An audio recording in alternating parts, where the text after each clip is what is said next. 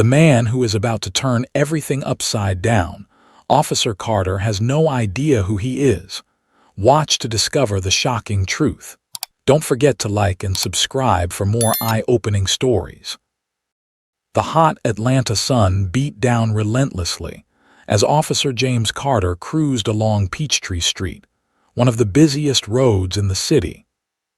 The thick summer air felt suffocating as Carter wiped the sweat from his forehead, his attention divided between the traffic ahead and his own thoughts. The city's usual noise, the honking horns and bustling crowds, were just background noise to Carter, who was already thinking about his shift and what lay ahead. Another day of patrols, traffic stops, and routine paperwork. The idea of a quiet evening at home was the only thing keeping him from feeling the weight of the day. As his patrol car rolled down the street, his eyes caught a black Cadillac Escalade that was moving a bit too fast through the intersection at Peachtree and 10th Street. The light was yellow, but the car didn't slow down. It crossed right as the light turned red. Carter's instincts kicked in. Without thinking, his hand moved to the siren, flicking it on. The siren let out a sharp whoop, breaking through the hum of the street. The Cadillac smoothly pulled over to the side, as if the driver had done this countless times before. The man behind the wheel didn't seem to care, didn't look in a rush, just calmly guided the car to a stop. Carter shook his head and muttered, "Here we go again."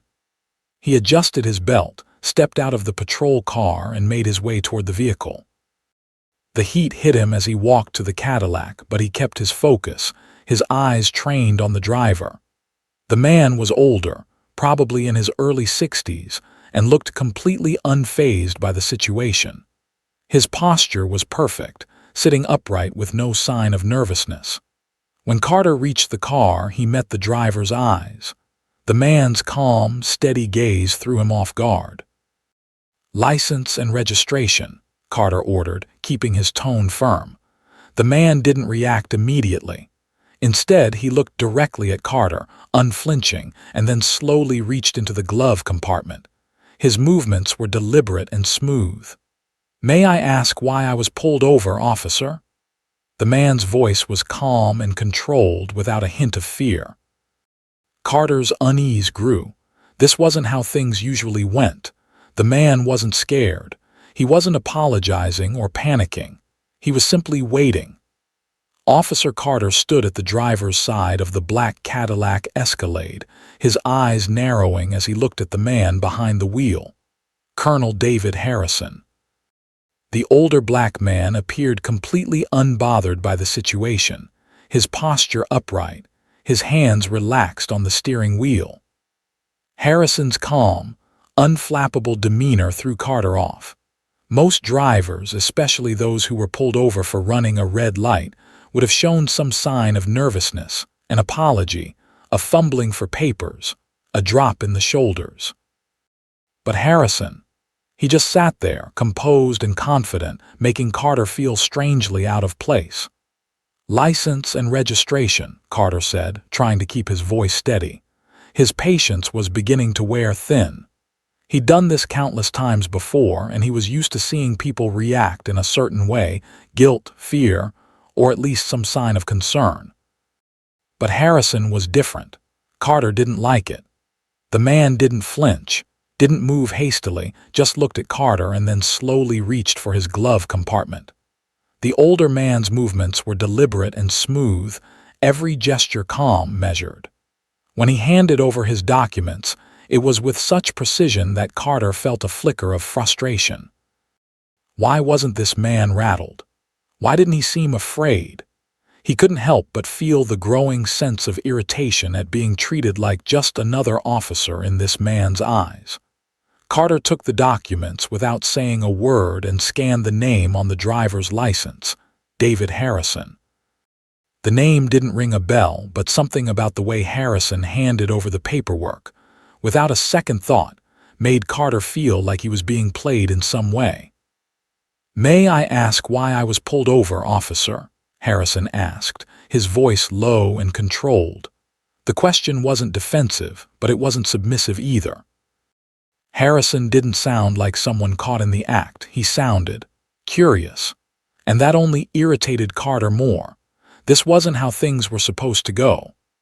"You ran a red light," Carter replied, his voice more clipped than he intended. It was simple, direct, but something about the words didn't feel convincing. His mind raced, but his mouth spoke without hesitation.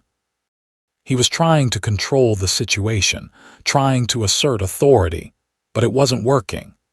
Harrison didn't seem to react, not in the way most people would.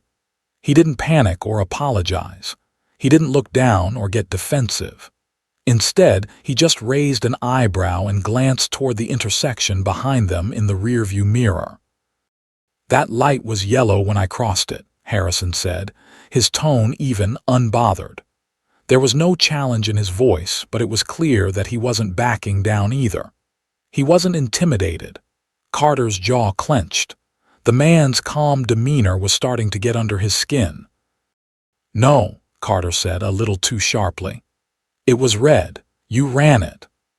But even as he said the words, Carter couldn't shake the growing feeling of doubt. Harrison had a point. He hadn't seen the exact moment the light had changed, and without dashcam footage, there was no way to prove it. This wasn't a routine stop anymore. Harrison wasn't a typical driver, and Carter wasn't sure how to handle this one. His instinct told him to push, to assert more control, but everything in the man's calm presence made Carter second-guess himself.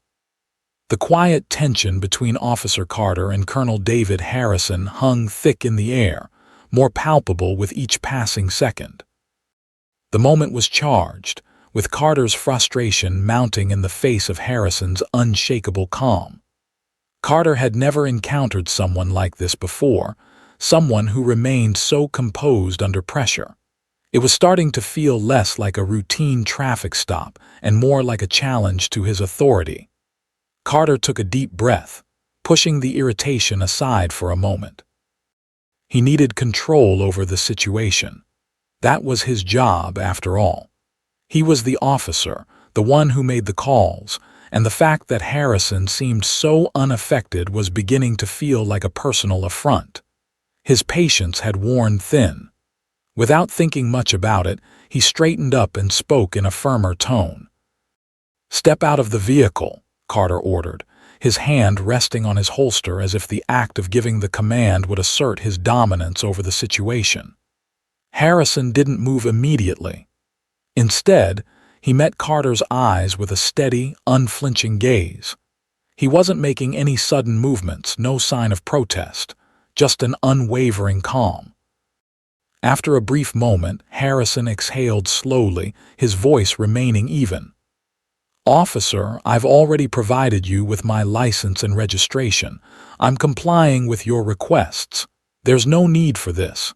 This action is unnecessary." Carter's jaw tightened. He hadn't expected Harrison to respond like that. Most drivers, in his experience, would comply without question, possibly out of fear or uncertainty. But Harrison didn't seem to be afraid, didn't seem concerned with complying. In fact, the calmness in his voice made Carter feel like he was the one out of place. "You're not in charge here," Carter said, trying to keep his voice steady but already feeling the anger rising. "Step out of the vehicle now or I'll have to take further action." Harrison sighed, his shoulders barely moving as he glanced at Carter. "This is unnecessary, officer. You're detaining me without cause and I'm fully aware of my rights." That simple statement, calm, yet firm, struck a nerve with Carter. The man was challenging him, questioning his authority, and that was something Carter wasn't used to. No one questioned his authority. He was the law here. He wasn't about to let Harrison dictate how this interaction would go. "Don't make this more difficult than it needs to be," Carter said through gritted teeth. "Step out of the vehicle now."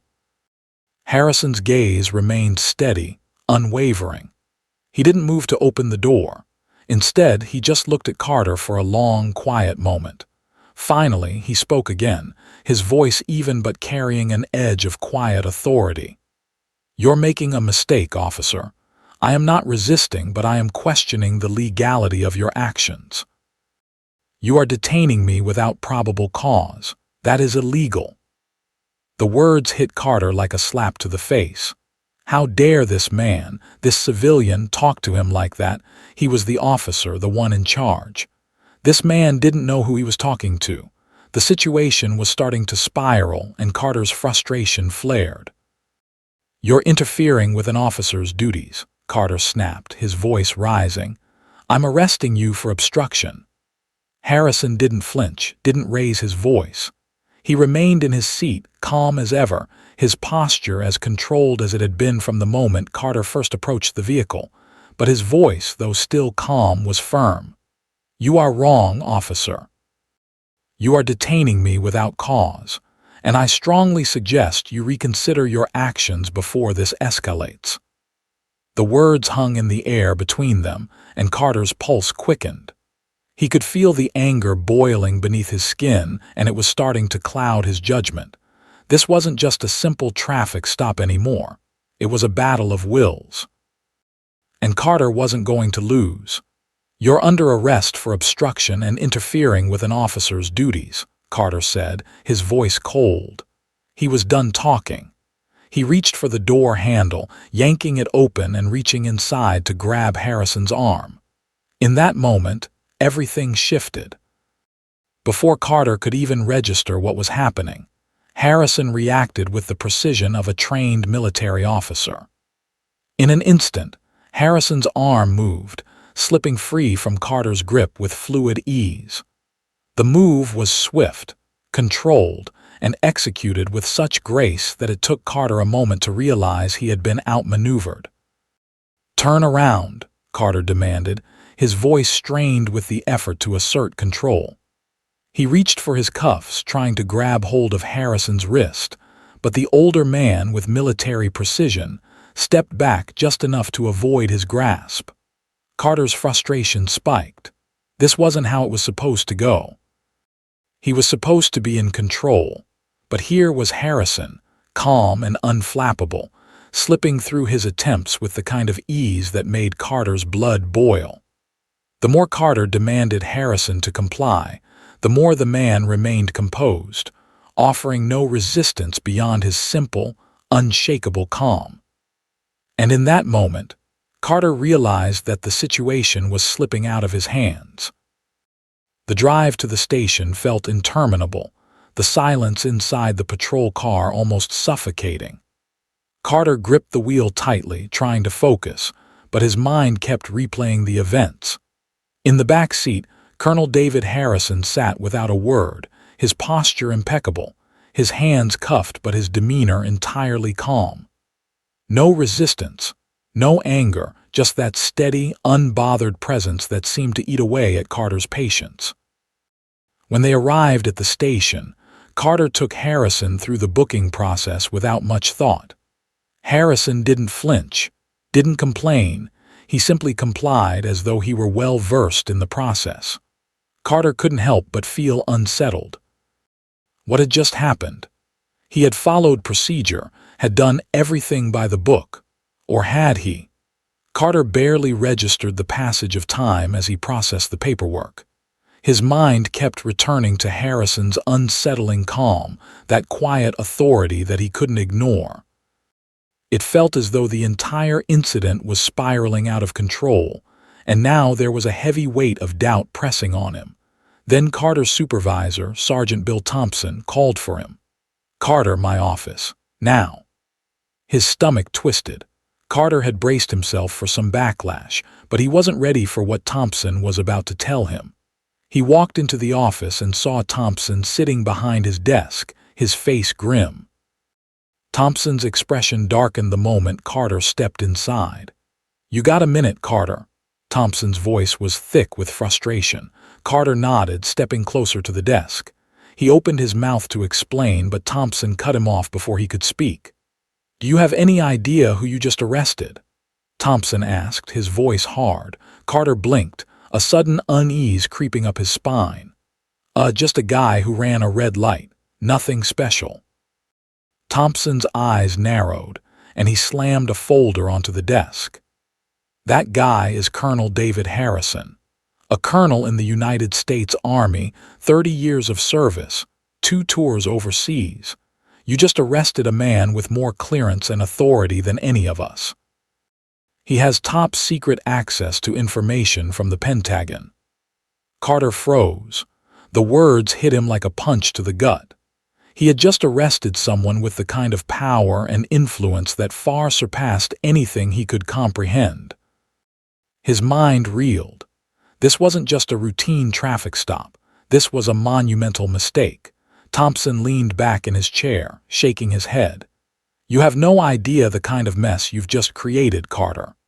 The fallout from the arrest of Colonel David Harrison was swift and severe. What Carter had initially assumed would be a simple traffic stop spiraled into a full-blown public scandal.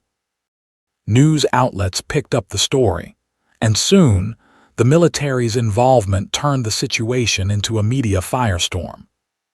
Military officials, politicians, and civil rights organizations began to call for answers. The fact that a high-ranking officer in the United States Army had been detained in such a manner was seen as a clear violation of justice and an abuse of power. Carter, who had once felt the unwavering authority of his badge, now found himself stripped of that power. His actions were under immediate scrutiny.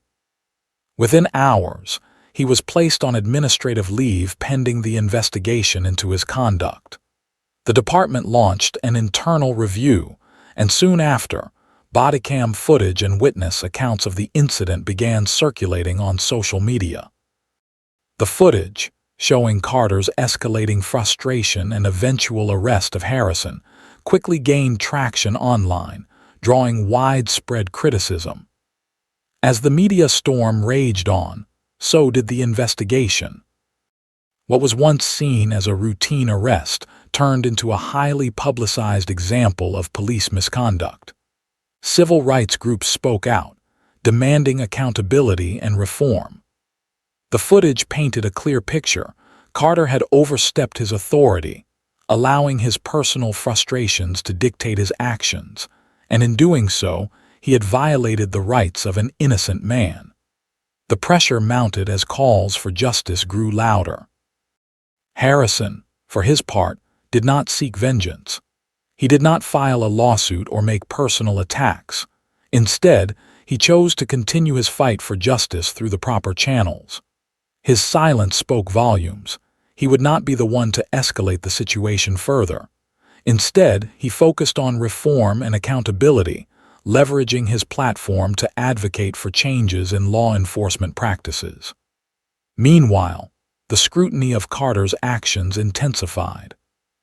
The department's investigation uncovered patterns of questionable conduct during his career, numerous complaints from civilians, internal reports of excessive force, and now, his inappropriate treatment of Harrison.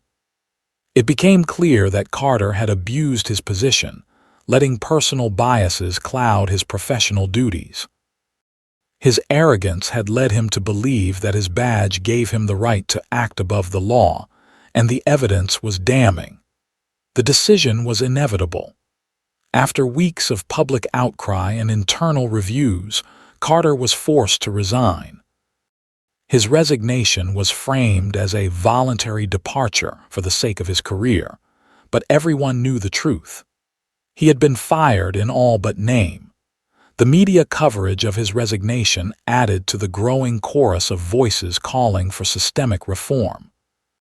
The case of Colonel Harrison became a catalyst, drawing national attention to police practices and the need for accountability in law enforcement.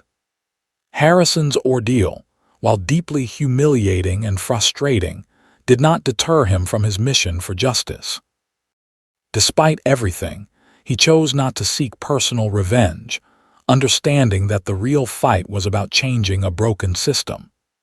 His story became a symbol of the larger issues that needed to be addressed, and he continued to speak out, advocating for both military and civilian reforms. For Carter, the consequences of his actions were clear. He had not only destroyed his own career, but had become part of the very problem he had once sworn to fight against. And as he watched the story unfold on his television, his face pale and his mind clouded with regret, Carter realized that this was only the beginning.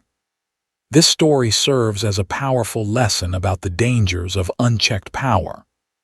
Officer Carter, consumed by his own authority and confidence, abused his position, believing that his badge gave him the right to act without accountability. His arrogance led him to violate the rights of Colonel David Harrison, a man with far more authority and experience than Carter could comprehend. In the end, it was Carter's lack of responsibility that brought about his downfall. Harrison, on the other hand, remained calm and composed throughout the ordeal. Despite being wrongfully arrested, he chose not to seek revenge or escalate the situation. Instead, he used his experience to advocate for change within the police system, understanding that the true fight was for justice and reform. His patience and restraint stood in stark contrast to Carter's rash actions.